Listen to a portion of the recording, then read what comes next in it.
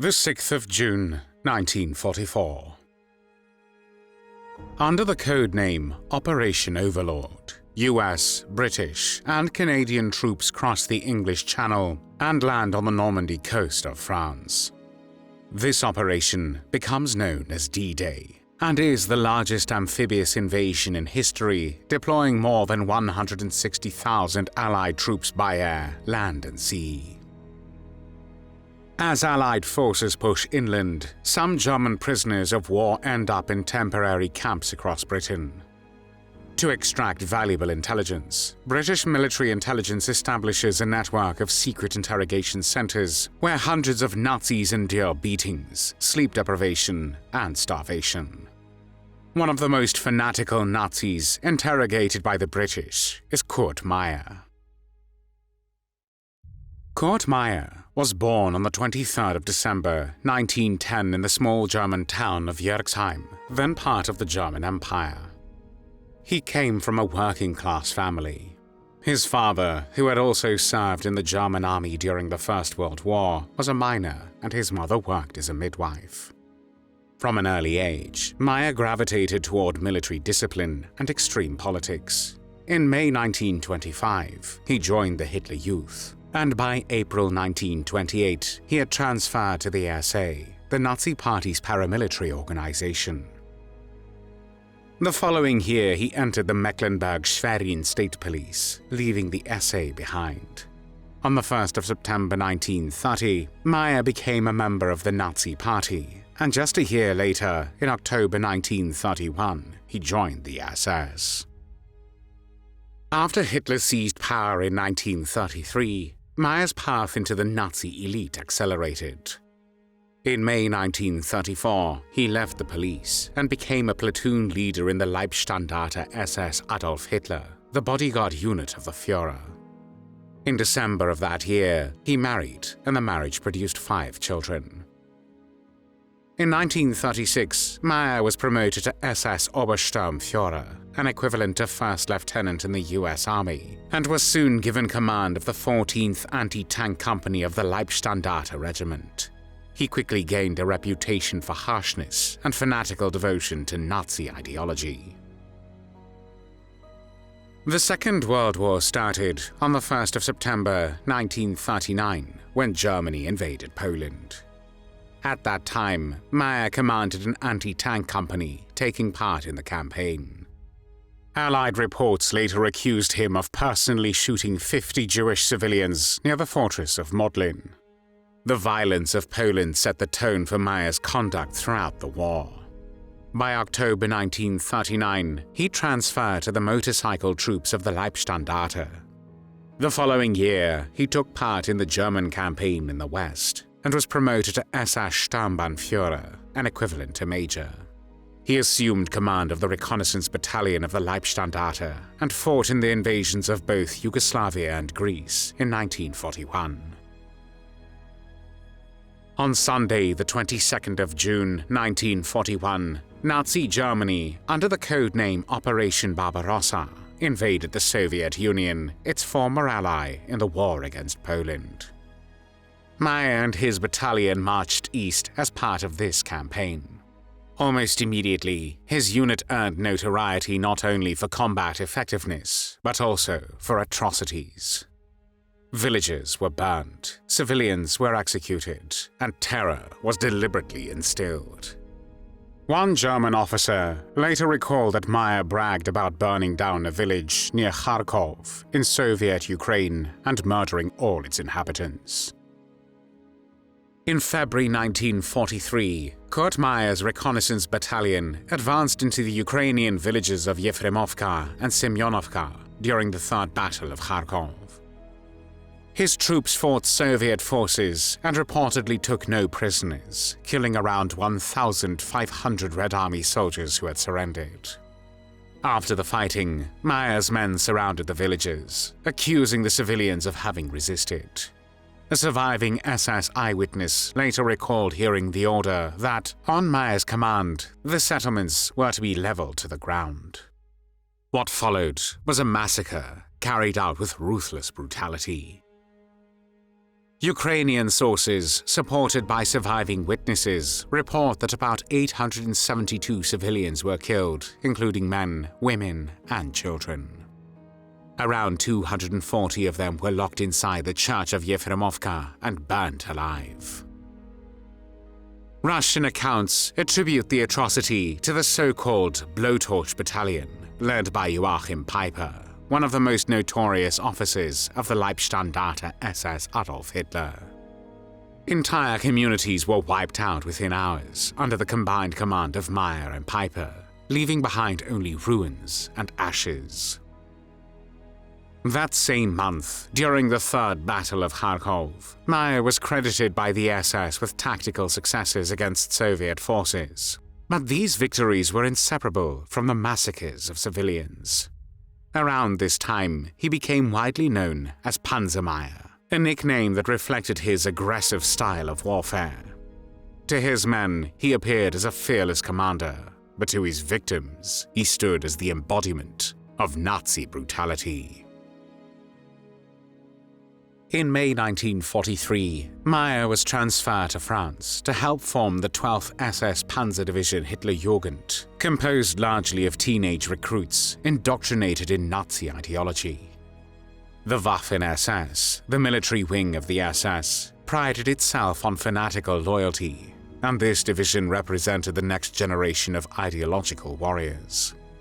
Meyer drilled them relentlessly, urging them in a daily order to be fanatical soldiers and the bearers of faith and attack for the National Socialist idea.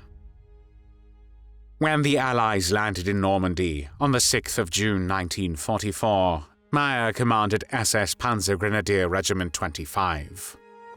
On the 7th of June, Canadian forces clashed with his regiment near the villages of Outy and Buron. Captured prisoners were brought to Meyer's command post at the Ardenne Abbey, just outside the city of Caen. There, over the next 2 days, at least 18 Canadian prisoners of war were executed. 11 soldiers from the North Nova Scotia Highlanders and the 27th Armoured Regiment were lined up against a garden wall and shot in the back of the head, one after the other. Survivors who were hidden nearby later testified that the Canadians were calm, even defiant, as they faced their deaths. By the end of the Normandy campaign, units of the Hitlerjugend division, under Meyer's command, had murdered at least 187 Canadian soldiers. On the 14th of June 1944, Divisional Commander SS Brigadeführer Fritz Witt was killed by Allied naval fire. At only 33 years old, Kurt Meyer was elevated to lead the entire Hitlerjugend division. Later that summer, he was promoted to SS Brigadeführer, the equivalent of a brigadier general in the United States Army, making him one of the youngest divisional commanders in Germany. Under his leadership, the division suffered catastrophic losses. From an initial strength of 22,000 men, only about 5,000 survived the battles around Caen, and of these, only 1,500 managed to escape from the Battle of the Falaise Pocket. For this retreat, Meyer received the Swords to the Knight's Cross of the Iron Cross on the 27th of August, 1944. But his time as a frontline commander was nearly over. On the 7th of September 1944, Meyer was captured near the Belgian city of Liège. At first, he posed as an ordinary colonel, but his true identity was quickly uncovered.